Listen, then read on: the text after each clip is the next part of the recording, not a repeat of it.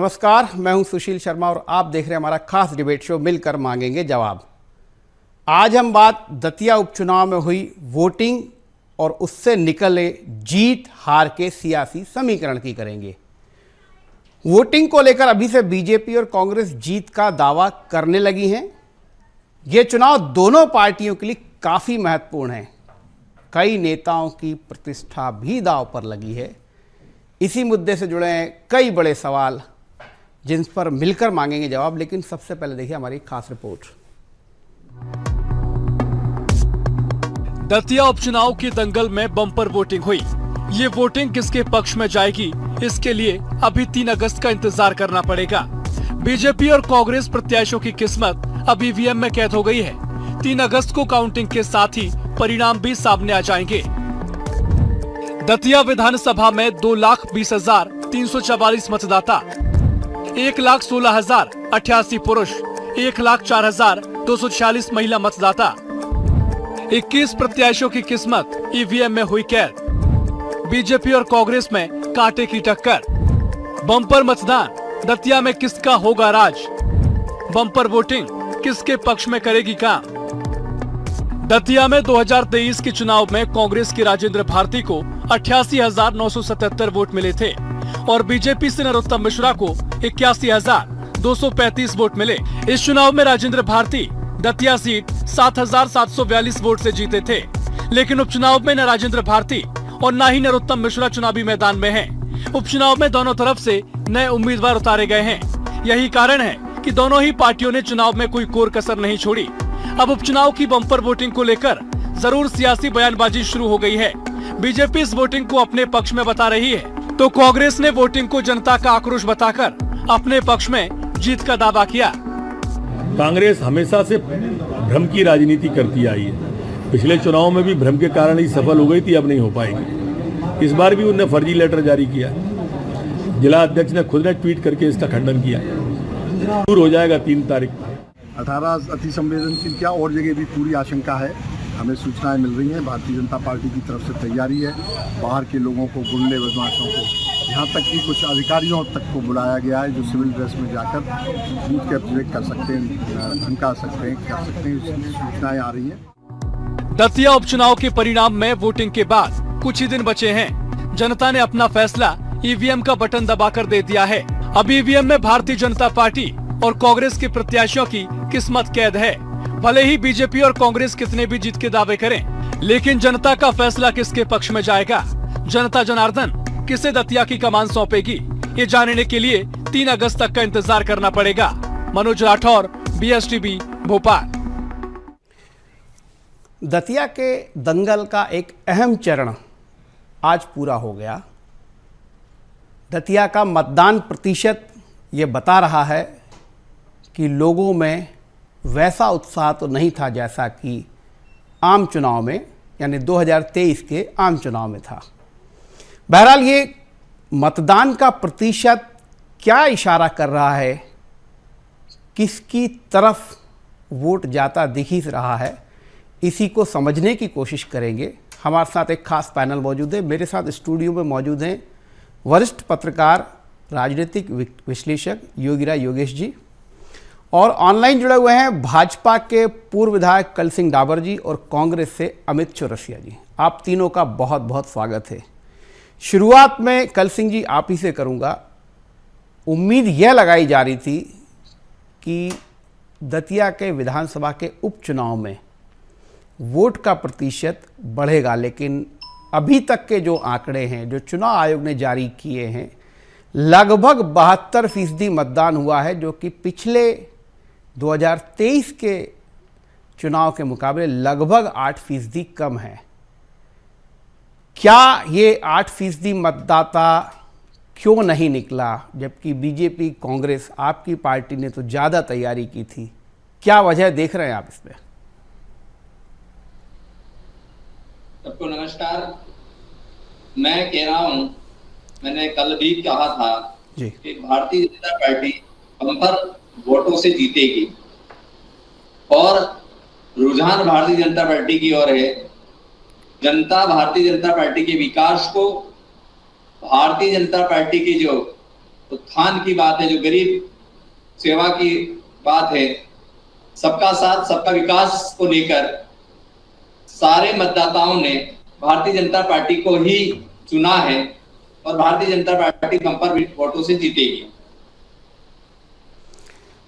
ठीक है कल सिंह जी, आपका आशावान होना बहुत महत्वपूर्ण है। आपकी पार्टी के प्रत्याशी थे, स्वाभाविक रूप से आपकी ये बात बिल्कुल आपके हिसाब से सही हो सकती है। बहरहाल फैसला जो है वो 3 अगस्त को आएगा। पर अमित जी, आपसे भी वही सवाल है, कहाँ तो आप बात कर रहे थे सहानुभूति लहर की, कहाँ आपकी बात हो रही थी कि आपका प्रत्याशी बहुत अच्छा है, कांग्रेस ने भी पूरी ताकत लगा दी।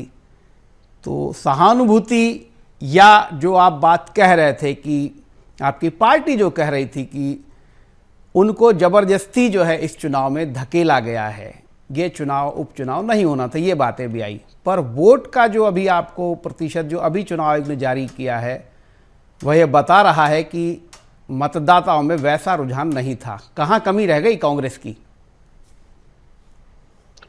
बिल्कुल सुशील जी, आपने बिल्कुल सही कहा कि मतदान का वैसा रुझान नहीं दिखा जैसा होना चाहिए था। एक वजह तक स्थिति ये थी कि रिमझिम बारिश की फुहार में 15% से ऊपर मतदान नहीं किया था जी। और वोटिंग का विधानसभा लोकसभा से लेकर तमाम चुनाव देखे हैं और भारतीय जनता पार्टी का जो कोर वोट रहता है वो सुबह सबसे पहले जो वोट डलता है वो भारतीय जनता पार्टी अपने सबसे पहले अपने कार्यकर्ताओं को, बूथ पन्ना प्रभारियों को काम पे लगाती है कि सबसे पहले सुबह अपना मतदान करा लें। उसके बाद जो है एक मतदान की प्रक्रिया चलने लगती है। तो हमेशा अमूमन देखने में आया है कि सुबह का जो मतदान का प्रतिशत रहता है वो 20 से 25%, 30% के बाहर निकल जाता था। लेकिन क्या वजह है कि उपचुनाव के अंदर आज जो दतिया की परिस्थिति जनता के अंदर दिखी, जनता में गहरा आक्रोश भी था। और आपने कहा कि सिंपैथी नहीं थी राजेंद्र भारती जी के लिए, बिल्कुल सिंपैथी थी, क्योंकि दतिया की जनता ने बदलाव के साथ, एक संकल्प के साथ इस बार वोट करा था दतिया के अंदर और राजेंद्र भारती जी को चुना था। और ये सीट लगातार कांग्रेस की परंपरागत सीट रही। और ये दतिया का जो उपचुनाव था, ये दतिया और ग्वालियर और हिंड मुरैना पूरे संभाग की नजरें मतदाताओं की इस चुनाव के ऊपर थी। भारतीय जनता पार्टी की अंदरूनी कला का मंच भारतीय जनता पार्टी का दतिया का चुनाव बन गया था। ऐसी दरारें पड़ी कि भारतीय जनता पार्टी के आलिशान दफ्तर भी उन दरारों को छुपा नहीं पाए। शिवराज सिंह चौहान जी से लेकर लगातार बड़े नेता इस पूरे चुनाव से नदारत रहे। जिस महल की हम बात करते हैं सिंधिया राज परिवार की, जिनके कहने पे टिकट कटा नरोत्तम मिश्रा जी का, वो भी इस चुनाव में इतने सक्रिय नजर नहीं आए। तो कहीं ना कहीं भारतीय जनता पार्टी अपने आप से, अपने अंतर्द्वंद से ही लड़ती हुई नजर आई। पूरी तमाम मशीनरी लगा दी गई और लगातार हमने तो शिकायतें करी, भय का एक माहौल बनाने का पूरा प्रयास करा। लेकिन जिस तरह से हमारे संघर्षशील प्रदेश अध्यक्ष जीतू पटवारी जी, हमारे नेता प्रतिपक्ष उमंग सिंघा जी, प्रियवत सिंह जी, जयवर्धन सिंह जी, तमाम युवा नेतृत्व सिद्धार्थ कुशवाहा जी लगातार इस चुनाव में बने रहे। पन्ना से लेकर बूथ प्रभारी तक काम करा। और देखिए, आप भारतीय जनता पार्टी ने शुरू में एक नैरेटिव भी सेट करने का प्रयास करा कि कहाँ है अवधेश नायक, कहाँ है अवधेश नायक। अरे हमसे पूछते कहाँ गए नरोत्तम मिश्रा जी, गुरु पूर्णिमा पर मथुरा चले गए चलते चुनाव के बीच में। आज मतदान खत्म भी नहीं हुआ, उसके पहले उन्होंने पंजाब मेल पकड़ ली भोपाल के लिए। तो उनके जो 12 से 15 हजार समर्थक जो भारतीय जनता पार्टी का कोर था, जिसपे इन्होंने अपनी पुलिसिया लाठी चलाई, आंसू गैस चलाया, जेल के अंदर भेजा, उनका आक्रोश भी इस चुनाव में देखने को नजर आया। और भारतीय जनता पार्टी का वो 3000 जो कहते हैं ना cadre based party Bharatiya Janata party, वो केडर भी नजर नहीं आया। और हमने तो लगातार शिकायत करी, एसपी की भी, कलेक्टर की भी, सुशील शर्मा जी। और आज भी आप देखिए, भारतीय जनता पार्टी ने पूरा प्रयास करा फर्जी मतदान कराने का। आदर्श आचार संहिता लागू हुई, कांग्रेस के तमाम नेताओं ने, जो भारी कार्यकर्ता वहां पर काम कर रहे थे, उन्होंने सभी ने आदर्श आचार संहिता लागू होते ही अपनी विधानसभा, दतिया विधानसभा छोड़ दी। लेकिन भारतीय जनता पार्टी ने तमाम, क्योंकि पता था केडर उनके साथ में है नहीं, 3000 से अधिक इस्तीफे हो गए और वो केडर भी जानता है कि भारतीय जनता पार्टी चुनाव के बाद चुन चुन कर उनको मारेगी। तो वो केडर तो नाराज होकर पटरी पर आया ही नहीं, ना आज मतदान के दिन कहीं दिखा, ना बूथ पे दिखा, ना कहीं दिखा। तो जो भारी कार्यकर्ता लाए थे, तो चाहे वो जिगाना थाना हो, दतिया का देहात का थाना हो, सिविल लाइन थाना, देखिए तमाम वीडियो आज तैरते नजर आए फर्जी मतदान को लेकर। जिगाना थाना में तो बड़ी मुश्किल से पुलिस वाले पकड़ के लेकर एक आदमी को बंद करा। और हम लगातार शिकायत करते रहिए। अगर हमारी शिकायतें सही नहीं होती तो क्या चुनाव आयोग को 14 अधिकारियों को हटाती? हमने तो एसपी और कलेक्टर की भी शिकायत करी, फोन तक नहीं उठाया गया। पिछले 2 दिन से हम लगातार प्रशासन को, वहां पे केंद्रीय चुनाव पर्यवेक्षक अधिकारी जिनको नियुक्त करा, वहां पे विजय भारती जी को, हम लगातार, सुशील शर्मा जी, उनको शिकायत करते रहिए, फोन लगाते रहिए, लेकिन कोई अधिकारी हमारा फोन उठाने को तैयार नहीं। तो एक चुनाव तो भारतीय जनता पार्टी ईमानदारी से लड़ लेती। राज्यसभा चुनाव में इनके पास में विधायकों की संख्या थी नहीं सुशील जी।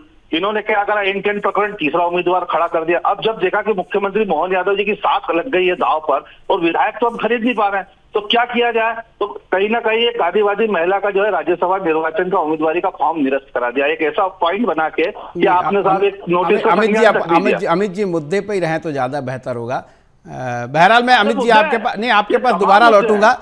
एक विश्लेषण हम योगीराज जी से भी समझ लेते हैं। हालांकि योगीराज जी देखिए, मतदान का प्रतिशत लगभग 72% और हो सकता है कि ये देर रात तक थोड़ा बहुत और बढ़ेगा, जैसा कि हम हमेशा देखते हैं। 68%। हमें जो आंकड़ा दिया गया प्रशासन ने वो 68% का दिया। हम भी हैरान है कि मीडिया में हम देख रहे हैं कि धीरे धीरे नहीं ऑनलाइन बढ़ रहा है। देखिए ये अमित जी ये मुद्दा अब आप 72% बता रहे हैं। नहीं 71.26 से जो चुनाव आयोग की उस पर ही है। बहरहाल अमित जी मैं आपके पास आऊंगा ना, आप दोबारा आऊंगा। योगीराज जी देखिए, शहरी क्षेत्र भी है इस सीट का और ग्रामीण क्षेत्र भी है। कौन सा किसका क्षेत्र है, उस क्षेत्र में कितना मतदान कम हुआ ज़्यादा हुआ, ये विश्लेषण तो होता रहेगा। लेकिन मोटा मोटा अगर आपसे समझना चाहूँ कि जो 8% का जो कम वोट है, ये क्या इशारा कर रहा है? क्योंकि उपचुनाव में दोनों ही दलों ने पूरी ताकत लगाई, लेकिन मतदाता उस तरीके से बाहर नहीं आया जैसा कि उसका रुझान या जैसा उत्साह 2023 के चुनाव में था। ऐसा है सुशील जी, ये जो वोटिंग परसेंटेज जो होते हैं ये कोई इशारा नहीं करते। वोट कम हो जाए उसका कोई फ़र्क नहीं पड़ता, वोट परसेंटेज बढ़ जाए उसका कोई फ़र्क नहीं पड़ता। हम अनुमान लगाते हैं, राजनीतिक पार्टियां अपने अपने दावे करने लग जाती हैं। जब सरकारें कांग्रेस की बनती थी तो 17% वोटिंग होती थी। आज जब वोटिंग हो रही है तो 71% हो रही है, एकदम उलट। फिर भी आप दावे से ये नहीं कह सकते कि साहब ज़्यादा परसेंटेज बढ़ गया तो बीजेपी जीत जाएगी, कम परसेंट आया तो कांग्रेस हार जाएगी। ऐसा कोई मैकेनिज्म नहीं बना, ऐसा कोई गणित नहीं जो वोटिंग परसेंटेज देख के बता दे कि साहब फलानी पार्टी जीत रही। और जब तक वोटिंग परसेंटेज होती है, जिस दिन मतदान होता है उस दिन तक सब जीत रहे होते हैं। कांग्रेस भी जीत रही होती है, बीजेपी भी जीत रही होती है। जब परिणाम आते हैं तब समझ में आता है कि इस वोटिंग परसेंटेज का मतलब क्या हुआ। बहरहाल वोटिंग परसेंटेज अभी मुझे ऐसा लगता है कि इतना ज़्यादा भी नहीं गिरा हो, 2-5% तो बढ़ जाएगा, मतलब जब फाइनल उसके आंकड़े आते हैं तब तक। और ना भी बढ़े तो भी एक अच्छी स्थिति, क्योंकि मानसून को देखती हूँ मुझे लग रहा था कि हो सकता है कम हो, लेकिन ठीक ठाक वोटिंग परसेंटेज हुआ। दतिया के चुनाव को लेकर बहुत सारी बातें सुशील जी हुई पिछले कुछ दिनों में, और वो इसलिए हुई कि सब फुर्सत में, इस समय चुनाव है नहीं कहीं, तो सारे लगे हुए हैं वहाँ। और इतने लोग वहाँ लगे हुए हैं कि वहाँ के होटल, वहाँ की लॉज हैं, वो सब फुल हैं वहाँ। 5 से 10 हज़ार कार्यकर्ता वहाँ पड़ा हुआ है बाहर का, जो दतिया का है ही नहीं। अब ज़रूर चूँकि वो मतदान हो गया तो सब वहाँ से निकल लिए, पर इतने लोग वहाँ थे। सब राजनीतिक दलों के थे, बीजेपी के, कांग्रेस के। बीजेपी के तो एक अदना सा कार्यकर्ता से लेकर चीफ मिनिस्टर तक वहाँ रहे। और ये बड़ा दिलचस्प है कि चुनाव में अक्सर ये होता है कि प्रत्याशी बड़ा प्रमुख होता है, लेकिन प्रत्याशी की प्रतिष्ठा से ज़्यादा भाजपा की प्रतिष्ठा दांव पर लगी हुई हो, पूरी भाजपा की, जिसमें चीफ मिनिस्टर भी शामिल है। अच्छा, ऐसा कौन सा चुनाव जिसमें प्रतिष्ठा दांव पे नहीं लगी होती है? अब आपको मैं बताता हूँ। जब चुनाव होता है तो हमेशा ये कहा जाता है कि उम्मीदवार जरा ढंग का होना चाहिए। उम्मीदवार बहुत काउंट करता है उम्मीदवार की। और यहाँ मैं बता दूँ अब आपको, इन दोनों कैंडिडेट में घनश्याम सिंह उम्मीदवार इन सबसे बेहतर है पार्टी के वाइज, यदि आकलन किया जाए। वेल नोन चेहरे हैं वाकई वो। लेकिन जो सवाल आपने किया कि किस जगह प्रतिष्ठा दाव पे नहीं लगी होती, आपका फेस जो होता है वही तो आपको जिताता है। ये बात अलग है कि फिर पूरी पार्टी की पार्टी आपके पास लग जाती और पूरा कैडर आपके पास लगा रहता है। दतिया में ये हुआ कि आज भी भाजपा प्रत्याशियों को लेकर साथ में बताना पड़ता है कि भाई साहब ये दतिया के ही हैं, इनका घर फलानी जगह, ये यहाँ खाना खाते थे, ये वहाँ होटल पे जाते थे। तो ये ऐसा क्यों हो रहा है, ये क्यों बताने की ज़रूरत पड़ रही है? लेकिन इसका अर्थ ये भी नहीं कि बीजेपी के अगेंस्ट में जाएगा। अगेंस्ट में किसके जाएगा, फेवर में किसके जाएगा, ये तो 3 तारीख को मालूम पड़ेगा। लेकिन प्रत्याशी बहुत महत्वपूर्ण होता है। और जिस तरीके की बातें, जिस तरीके की राजनीति दतिया में देखने को मिली, तो वो तो राष्ट्रीय चर्चा का विषय बनी। नेशनल मीडिया उसको कवर कर रहा है कि भाजपा में आखिर हो क्या रहा है जी। तो ये बड़ा दिलचस्प है। देखिए सुशील जी, दतिया का चुनाव बिल्कुल हॉट स्पॉट बना हुआ है इस समय, और प्रदेश से लेकर देश की कई लोगों की इस पर नज़रें हैं। ये देखने वाली बात है कि भी 3 तारीख को क्या रिजल्ट आएगा और इसके बाद क्या राजनीतिक समीकरण बनेंगे, ये मध्य प्रदेश में देखने वाली बात होगी।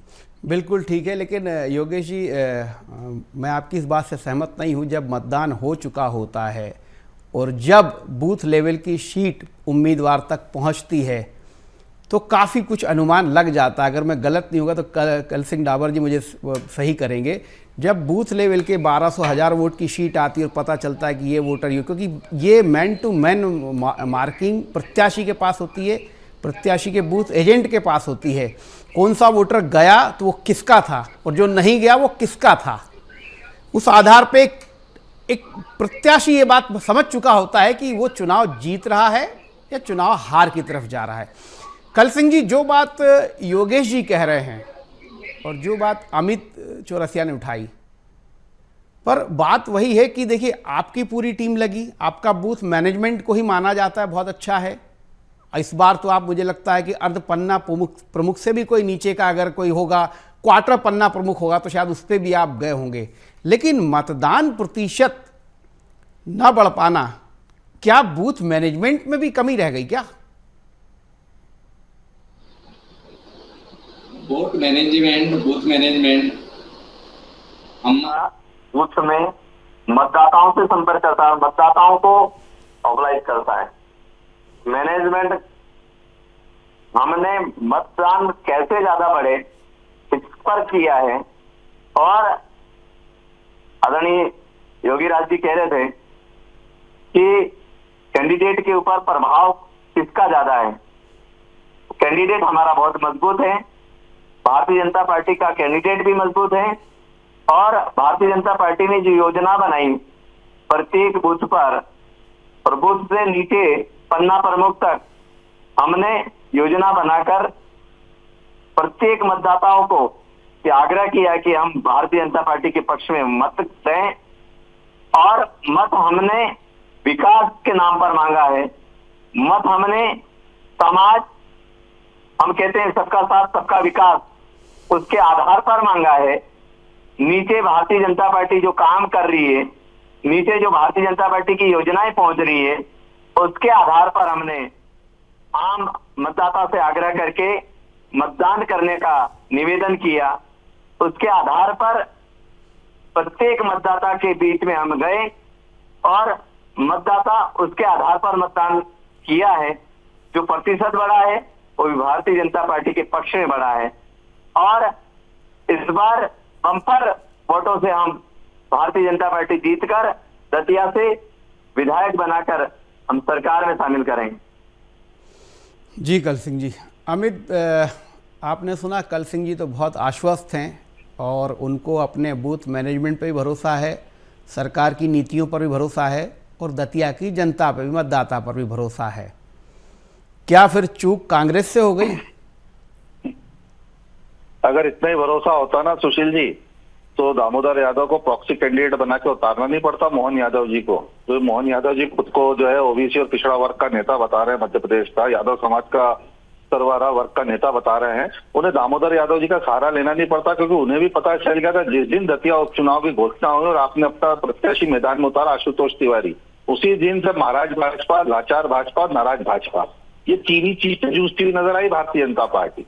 आपका जो बूथ का पन्ना प्रभारी, वार्ड प्रभारी, तथा जिनको भी जो भी नाम से, जो भी उपाधि से, जिनको भी जो भी पद दे रखे ना, वो 3000 से अधिक तो इस्तीफा देके बैठे हुए थे और उन्हें पता है कि अब उनका भारतीय जनता पार्टी में। सुन लीजिए विधायक जी, मैंने आपको टोका नहीं, सुन लीजिए।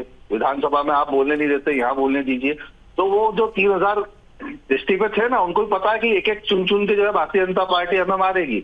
तो वो भी अपना अपमान, उनको पता क्या होना। तो आने इसी चुनाव, चलते चुनाव में कई लोगों ने भारतीय जनता पार्टी छोड़ के कांग्रेस का दामन थामा है साथ में। जीतू पटवारी जी के नेतृत्व में कई लोगों ने जो है भारतीय जनता पार्टी को छोड़कर कांग्रेस के अंदर सदस्यता ग्रहण करी है। तो ये स्थिति दतिया की बन गई है। और जहां तक बात है नरोत्तम मिश्रा जी की, तो नरोत्तम मिश्रा जी की जो भावनात्मक आंसू गिरे थे 16 तारीख को, पीछे इमरती देवी जी का मुस्कुराता हुआ चेहरा और महल के तमाम वो दरबारी जिन्होंने टिकट कटाया, तो क्या नरोत्तम मिश्रा जी को पता नहीं कि उन्हें मार्गदर्शक मंडल में किस तेजी से भेजने में भारतीय जनता पार्टी, मुख्यमंत्री और महल की सियासत लगी हुई है। तो ये मत छोड़िए, ये जनता सब देख रही है। और आपने कहा मुद्दों की बात, तो आप जब कुशवाहा समाज में गए थे ना, तो वहां पर वो लोग पूछ रहे थे कि 27% ओबीसी आरक्षण का क्या हुआ, पिछड़ों का 1 लाख से अधिक की बैकलॉग की भर्तियां पेंडिंग पड़ी हुई, 87-13 का फार्मूला क्यों निरस्त नहीं करा जब आप ओबीसी में गए। और जब आप ब्राह्मण समाज में गए वोट मांगने, तो ब्राह्मण समाज ने कहा कि कहां गए वो शिवराज सिंह चौहान जी जो कह रहे थे कि कहा हम कोई माइका लाल आरक्षण समाप्त नहीं कर सकता। तो आपके पास किसी भी चीज का जवाब नहीं था, ना आपके पास दतिया में आपने कोई विकास कराया उसका आपके पास जवाब था, नरोत्तम मिश्रा जी का टिकट क्यों काटा उसका आपके पास जवाब नहीं था। आपने अपने ही भारतीय जनता पार्टी के उन कोर वोट पर जो विरोध करने के लिए खड़े हुए थे, जो आक्रोशित थे, उन पर लाठियां चलाई, उन्हें जेल में भेजा, आंसू गैस चलाए, महिलाओं पर बर्बरतापूर्ण लाठीचार्ज करी। तो असंतोष तो हर जगह होता, कांग्रेस में भी होता है। हम तो हमारे अंदर तो आंतरिक लोकतंत्र है कांग्रेस पार्टी में, हम तो सुनते हैं हमारे कार्यकर्ताओं की पीड़ा और लगातार बहसों पे भी आते हैं टीवी डिबेट पे कि यार आपके नेता ने ये बोल दिया, कार्यकर्ताओं ने ये बोल दिया। लेकिन भारतीय जनता पार्टी में तो खुली तानाशाही देखी हमने, असंतोष को किस तरह दबाया गया। तो 12,000 वोट पता करिए वो वोट गिरा भी कि नहीं गिरा। तो कहीं ना कहीं 1 बजे तक तो आपका मतदान ही नहीं हो रहा था, ना आपका कार्यकर्ता जा रहा था मतदाताओं को निकालने के लिए। तो जनता के अंदर एक निराशा का भाव ये साफ नजर आया है सुशील जी इस मतदान के अंदर। और कहीं ना कहीं आप ये मान के चलिए सुशील जी, चाहे आईबी हो, पुलिस महकमा हो या जो भी इंटेलिजेंस रिपोर्ट हो, उन्होंने मुख्यमंत्री जी को एक ही बात कही कि दतिया का उपचुनाव कांग्रेस भारी मतों से चुनाव जीत रही है और 15 से 20 हजार से ऊपर हम ये चुनाव निकालने जा रहे हैं। लेकिन एक चुनाव तो ईमानदारी से करा लेते हैं। अरे लिटमस टेस्ट हो जाता आपकी सरकार का, कितना विकास कराया आपने मध्य प्रदेश में, एक चुनाव ईमानदारी से करा लेते। क्यों सरकारी मशीनरी के भरोसे लग गए, तमाम मंत्री विधायकों को लाके वहां ठहरा दिया, 5,000-6,000 से अधिक के कार्यकर्ताओं को आसपास के जिले से ग्वालियर, भीड़, मुरैना, गुना, अशोकनगर तक से लोगों को बुला लिया आपने। अरे तो आपको अपने मूल कार्यकर्ताओं पर विश्वास नहीं। अमित जी आपकी पार्टी के भी सारे कार्यकर्ता वहां लगे थे। कल सिंह जी आप कोई जवाब देना चाह रहे हैं अमित जी की बात का, फिर मैं योगेश जी के पास आऊंगा जी। सीमित संसाधन थे सुशील जी, ये जनता को भ्रम नहीं, में डालने कांग्रेस का अपने काम आप को करते हैं, कमजोर ना जनता माने, को बरगलाने सीमित का नहीं काम असीमित करते हैं। संसाधन कांग्रेस के पास भी हैं। हाँ कल सिंह जी आप कुछ बोलना चाह रहे थे। ये जनता को भ्रम में डालने का काम करते हैं अमित जी, और भ्रम में डालने का काम करा आप, ये अमित जी हो या जीतू पटवारी हो, हमेशा भ्रम में डालने का काम ही करते हैं और जनता को बौखलाने का काम करते हैं। जनता आज समझ चुकी है, जनता विकास को देखती है, जनता नरेंद्र मोदी जी के विकास को देख रही है, जनता डॉक्टर मोहन यादव जी के विकास को देख रही है। भारतीय जनता पार्टी ने जो विकास किया है उसको बखूबी से जनता रूबरू हुई है और जनता उसको देखकर वोट डाल रही है। बिल्कुल ठीक। योगेश जी एक बात जो महत्वपूर्ण ये है कि क्या कम मतदान के पीछे नरोत्तम इफेक्ट भी हो सकता है? नहीं, ऐसा नहीं है कि कोई ऐसा एक पर्टिकुलर पर्सनालिटी इतनी भारी पड़ जाए कि मतदान ही कम हो। मैं कह रहा हूँ मतदान का प्रतिशत अभी भी कोई बहुत ज़्यादा अंतर नहीं आ रहा है, अभी पहुँच जाएगा। अगर मैं उसको नंबर्स में कैलकुलेट करूँ तो लगभग 15 से 20 हजार वोट कम होता है। मैं फिर कह रहा हूँ कि 71% मतदान हो या 82% मतदान हो, डिसाइडिंग तो इसमें से ही होना है। दूसरी बात यह है कि यदि एक व्यक्ति इतना प्रभावित डाल देगा कि साहब वो मतदान परसेंटेज हो जाए तो फिर तो पूरी बीजेपी का मतलब ही नहीं। फिर तो मैं इतना प्रशासन और मशीनरी जो लगी 1.5 लाख से ऊपर का वोट हो गया ना, तो उसमें तो बीजेपी कांग्रेस सारे लोगों का वोट हो चुका। अब जो नरोत्तम से संबंधित लोग हो सकता अब ऐसा थोड़ी होता है कि साहब सुबह 9 से 12 नरोत्तम के लोग नहीं डालेंगे और 12 से दिन कांग्रेस के, ऐसा कोई वो ठीक है उसकी, इसके बाद डालेंगे वो। अरे तो भाई अगर 71% है तो वोट डालने लोग नहीं गए ना, 29%। नहीं, मैंने बताया ना उसके कई कारण। जैसे अभी प्रदेश में जो वर्तमान में मानसून सेशन चल रहा है, कई जगह भारी बारिश की वजह से लोग जा नहीं पाते, आ नहीं पाते। कुछ मतदाताओं में न्यूट्रलिटी रहती है और उदासीनता वहाँ इसलिए ज़्यादा है। मैं बताऊँ आपको सुशील जी, ये जो चुनाव हो रहा है ये आम चुनाव के साथ ये चुनाव होता तो डेफिनेटली आप 100% कहते थे कि साहब बीजेपी के बहुत फेवर में जा रहा है। ये मात्र 2.5 साल के लिए चुनाव है। 2.5 साल में आप कौन सा विकास काम करा देगी बीजेपी वहाँ? ये निश्चित तौर पे कि आप सत्तारूढ़ दल हैं तो आपको उसका एज रहता है, लेकिन ये जो चुनाव हो रहा है नहीं, लेकिन योगेश जी हाँ बताइए, ये जो चुनाव है मात्र 2.5 साल के लिए, और 2.5 साल के चुनाव में तो जनता कहाँ किसको क्या दे दे, कब दे दे, इसका कोई चलिए ये तो अब ईवीएम में ही कैद हो गया है। लेकिन जो मैं इसकी शीट देख रहा था पिछले 4 चुनाव की, तो एक बात और महत्वपूर्ण है कि तीसरे नंबर पर नोटा रहता है। यदि पिछले 3 चुनाव की आप बात करें तो उसमें नोटा तीसरे नंबर पर है और लगभग 1,500-2,000 वोट नोटा को ही पड़ते रहे। तो ये भी देखने लायक होगा कि क्या इस उपचुनाव में नोटा का कौन सा नंबर रहता है। एक तो है ही खैर 3 प्रत्याशी तो हैं, पर चौथा ये भी है। बहरहाल आप तीनों का बहुत बहुत धन्यवाद। आज ईवीएम में नतीजे कैद हो गए हैं और ये नतीजे बाहर निकलेंगे 3 अगस्त को, तभी पता चलेगा कि कम वोट पड़ना किसके लिए लाभदायक रहा, किसकी जीत का कम वोट कारण बनता है। आज के लिए बस इतना ही। कल फिर मिलेंगे किसी नए मुद्दे के साथ, तब तक के लिए नमस्कार।